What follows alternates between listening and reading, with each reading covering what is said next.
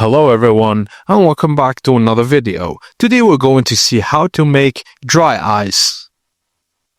You'll need a CO2 fire extinguisher, must be labeled carbon dioxide or CO2, a thick cloth or pillowcase, insulated gloves and safety goggles.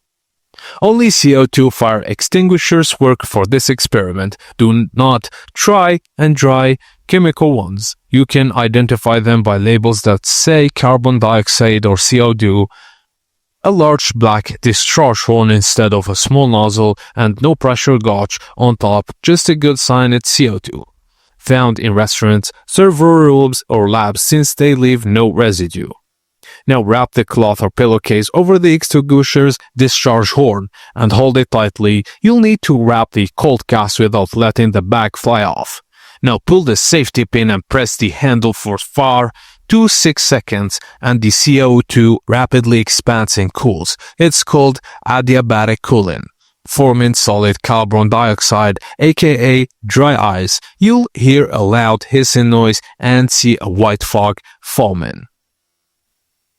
Now open the bag carefully inside and you'll find white snow-like CO2 crystals or chunks of dry ice stuck to the fabric. You can gather it into a bowl using gloves. Never touch dry ice with bare hands.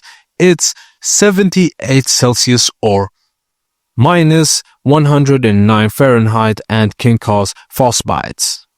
Now store dry ice in an insulated cooler, not airtight containers, because pressure buildup can cause them to burst. Use it quickly for fog effects in the drinks or science demos, preserving frozen foods, and fun experiments. And that's it guys, as simple as that. Thank you for watching and please don't forget to like and subscribe for more tips and tricks like this.